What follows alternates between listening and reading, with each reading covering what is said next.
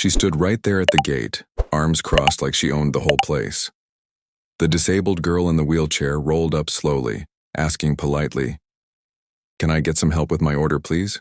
But Karen, the lady with the sharp glare and a name tag that said manager, just sneered and said, "We don't serve people like you here." The whole small airport cafe went silent.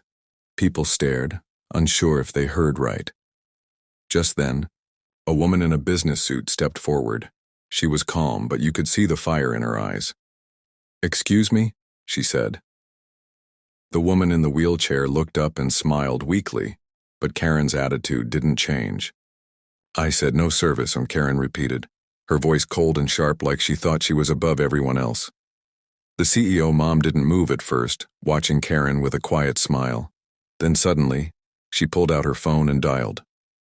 Karen's face went pale when she heard, "This is Ms. Reynolds, CEO of Sky High Airlines. I'm on this flight, and I want to report your behavior right now." Karen stammered, trying to explain herself, but the woman cut her off. "You're going to lose your job. Right here, right now." Karen's mouth opened like she wanted to shout, but the CEO mom held up a hand. "Mid-air firing, Karen. Pack your things." Passengers around them started whispering, some even filming. The disabled girl's eyes sparkled with hope, and the CEO mom gave her a gentle nod. What Karen didn't know was this wasn't just about one rude moment. It was about justice taking flight. Karen's face twisted with anger as she grabbed her things, muttering, "You can't do this to me. I'm the manager here." But the CEO mom didn't flinch. "Not on my plane, not in my company," she said firmly, her voice carrying through the cabin.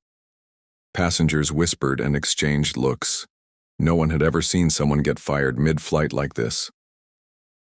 The disabled girl, still in her wheelchair, watched quietly. Suddenly, Karen turned toward her, eyes full of venom. "You think you're special just because you have a fancy mom?" she sneered. The girl's smile disappeared for a moment, but then she looked straight at Karen and said, "You're the one who doesn't understand respect." The cabin fell silent again. Just then, the CEO mom leaned in close to Karen, whispering loud enough for the whole row to hear. "By the way, that manager title? Fake. You never got certified, and I've got proof. HR's been watching you for months." Karen's jaw dropped and panic flashed in her eyes. The flight attendants moved closer, ready to back the CEO up if needed. But here's the twist no one expected. Karen suddenly pulled out her phone and pressed record. "I'm going to make sure everyone sees how you treat your employees," she hissed. The CEO mom smiled coldly. "Good luck with that.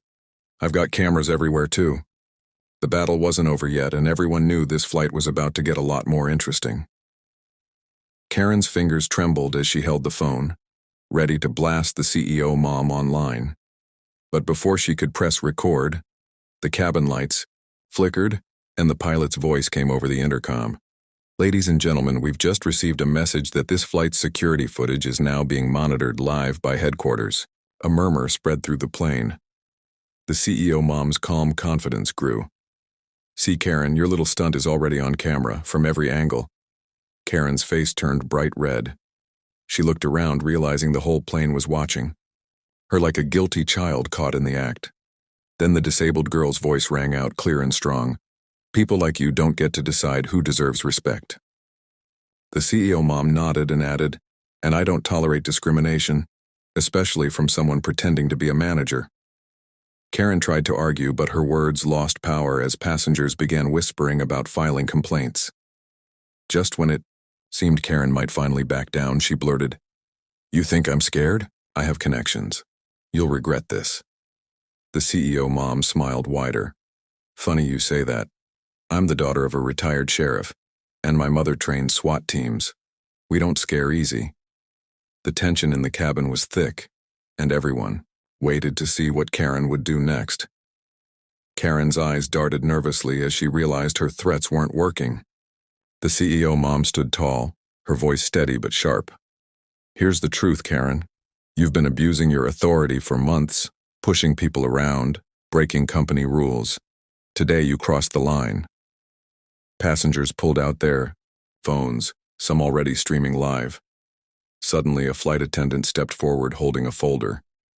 "Ms. Reynolds, we've got reports from other employees about Karen's behavior. She's been putting disabled customers through hell." The CEO mom nodded. "That's enough." She turned to Karen one last time. "You're done here. Security will meet us on landing." But Karen wasn't done yet. She raised her voice. "You think firing me is the end? I'll sue all of you."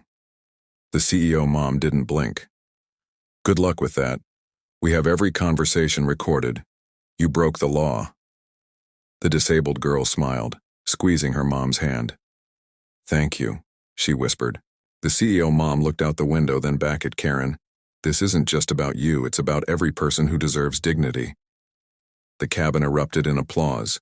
Karen slumped back into her seat, defeated as the flight continued. But the biggest twist was still waiting, one no one saw coming. Just as the plane started its descent, the CEO mom's phone buzzed. She glanced at the screen, her eyes widening. "Everyone, listen up," she said, her voice calm but urgent. "I just got confirmation. The company's board has reviewed all the evidence and Karen has been suspended indefinitely. They're launching a full investigation." Passengers exchanged surprised looks. Karen's face drained of color. She tried to protest, but a sharp look from the CEO mom silenced her. Then came the real shock. The CEO mom stood and addressed the cabin. "Also the disabled girl here? She's not just any passenger, her family owns a large part of this airport. They've been fighting for accessibility upgrades for years." Whispers filled the air. Karen's entitlement suddenly seemed small and ridiculous.